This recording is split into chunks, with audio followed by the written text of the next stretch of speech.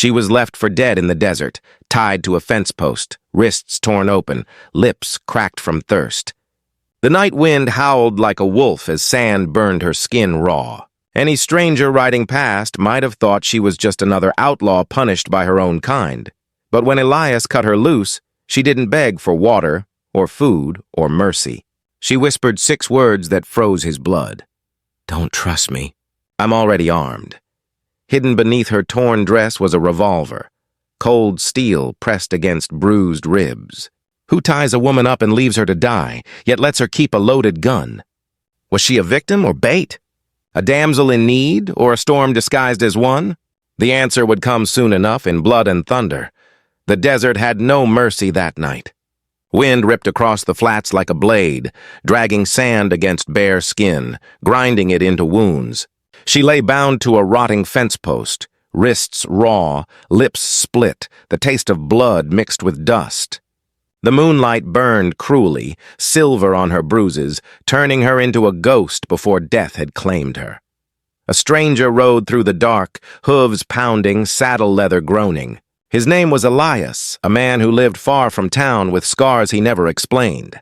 He saw her, half dead and tied like an animal, and the world seemed to hold its breath.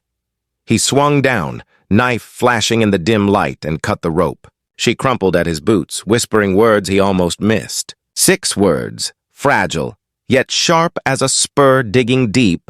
"Don't trust me. I'm already armed." His eyes dropped to her torn dress. Hidden against her ribs, wrapped in cloth stained by blood and dirt, was the cold steel of a revolver. The paradox stopped him cold. Why would a dying woman cling to a weapon she couldn't even lift? She coughed, trembling, eyes wide. Was she a victim or bait? He had seen enough ambushes to know a trap when he smelled one. Yet the fear in her eyes wasn't the fear of a hunter. It was the fear of prey, chased so long she no longer knew how to rest. The night was quiet, but heavy. Wolves howled distant. Elias weighed his choices in silence. Leave her, and the desert would finish what her captors had started. Take her, and whatever devils hunted her would now be hunting him. She tried to push the gun into his hands, but her strength broke, and she sagged against him. That was when he saw the scars on her wrists, old ones, healed over crooked. This wasn't her first time bound. He lifted her onto his horse, her gun still tucked in her dress, her warning still hanging like smoke in the air. The desert swallowed their trail, but Elias knew what he had just invited into his life was no ordinary woman. For in the Wild West, salvation and betrayal often wore the same face. And tonight, he would learn which one he had chosen. By dawn, the storm had broken. The desert lay quiet, the sky painted in streaks of orange and violet, the kind of beauty only seen after violence. Elias rode hard through the fading shadows. The woman slumped against his chest, breath shallow but steady. His cabin sat tucked in a hollow beyond a ridge of red rock, hidden from most eyes. He had built it for peace, but peace was already gone. When he carried her inside, the floor creaked under boots worn thin. He laid her on his cot, stoked the fire, and poured water into a chipped tin cup. She stirred, eyelids fluttering, and for the first time her gaze truly met his. Not pleading, not thankful, guarded. "What's your name?" Elias asked, voice steady, low. She hesitated. Her lips trembled as if the truth might betray her. Finally, she whispered, "Rose." The name didn't fit the bruises, or the blood, or the pistol hidden like a snake beneath her dress. Elias didn't press further. He simply set the cup in her hands. She drank slow, her fingers trembling so hard he had to steady them. But it was the mud that drew his attention. Fresh tracks at his door, boots, not his own. Someone had followed. The storm had masked their trail, but the prints told the truth. He checked his rifle, peered through the window. Empty hills stared back. Yet Elias had lived long enough to know that absence was never safety, only silence before the shot. Rose shifted, clutching her side. "You shouldn't have brought me here." "Then why'd you beg me to?" Elias shot back. Her answer came sharp, almost desperate. Because the men hunting me don't stop. Elias saw it now.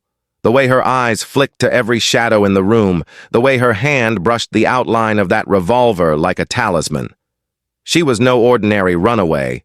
She was someone marked, and whoever marked her was closing in. A crow landed on the fence outside, cawing like a warning. Elias felt the old instinct stir in his gut. Trouble was coming. He poured more wood on the fire, heat flaring against the cool dawn. Shelter had been given, but shadows had entered with her, and they would not leave without a fight. The question clawed at his mind. Had he taken in a victim, or the very storm itself? The days crept forward like wary riders, each one carrying more questions than answers. Rose stayed in Elias's cabin, skin pale but strength returning. She moved about quietly, barefoot on the wooden planks, the revolver never far from her touch. Elias noticed how she kept her back to the wall, how her eyes darted to the window whenever the wind shifted, as though expecting the world to burst in with fire and lead. Yet in that same fear, small threads of trust began to weave. When Elias brought in water from the well, she met him with a whispered, "Thank you." When he returned with firewood, she tried to help, though her hands shook so badly she nearly dropped the logs. At night, as the wind rattled the shutters, she would spread an extra blanket across his chair by the fire. Silent mercies, wordless gratitude. One evening, Elias found her sewing at the table, mending one of his shirts with clumsy stitches. Her fingers bled, pricked by the needle, but she smiled faintly at the crooked work. "I was never much good at this," she admitted, the words almost breaking the wall she carried inside. Elias only grunted, though his chest warmed at the sight. Out here, kindness was rare, and it meant more than gold. Sometimes, when she thought him asleep, Rose whispered into the night. He caught fragments. "Forgive me. Can't go back. Too late." Elias kept his eyes closed, listening, letting the confessions hang like smoke above them both. But shadows didn't rest forever. One morning, Elias stepped outside and saw a ridge of dust on the horizon. Riders. He counted 4 at least, maybe more. Too far yet to know their intent. But he knew what Rose would say. He went inside, found her standing stiff, her revolver already in hand, eyes wide and hard. "They've found me," she whispered. The room thickened with silence. Elias's grip tightened on his rifle. He could tell her to leave, send her into the desert, and wash his hands of her curse. Or he could stand, knowing full well the price of another man's fight. He looked at her then. Not the bruises, not the weapon, but the trembling hand that still dared to offer him coffee that morning. And he knew. He had already chosen. Out here in the Wild West, every choice carried a price. If you've been gripped by this story so far, make sure to subscribe for more tales of love and survival, because the next twist may change everything. And with that, the hoofbeats drew closer. By dusk, the riders had reached the ridge. 6 silhouettes against a bleeding sky, rain clouds gathering heavy above them. Their horses stamped restlessly, steam rising from flared nostrils. Elias stood at the cabin door, rifle in hand, while Rose paced behind him like a cornered wolf. The men dismounted slow, deliberate, boots sinking into the wet earth. Their leader stepped forward, hat low, coat dripping with rain. His voice rolled like thunder. "Hand her over, Elias. She don't belong to you." Elias didn't flinch. "And who says she belongs to you?" The man's smirk twisted cruel. "She carries debts written in blood. Ask her what she keeps under that dress." Elias glanced back. Rose's hand trembled at her side, pressed to the hidden revolver. Her face was pale, but her eyes, those eyes burned with a secret she had kept locked for far too long. "Tell him, Rose," the outlaw pressed. "Tell him whose life that gun is meant to take." For a moment, silence reigned. The rain began to fall, each drop hissing on the firewood stacked by the door. Elias's grip tightened on his rifle, but he didn't move.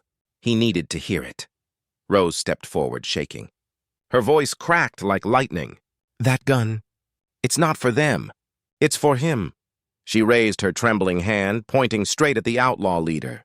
"For the man who murdered my father." The men shifted, muttering. Elias's chest thundered with realization. This wasn't just a hunted woman. This was vengeance wrapped in bruises and fear. The leader spat in the mud. Your father was a fool. He died owing me more than he could pay. And now you think one pistol will settle that score? He barked a laugh, but the barrel of Rose's revolver lifted higher. She was no longer trembling. She was steel. The outlaws began to spread, forming a circle around the cabin. Elias saw the trap tightening, the storm pressing down. He shifted his stance, raising his rifle to his shoulder. If they wanted her, they'd have to bleed for it. And yet, beneath the tension, a question carved itself into the air.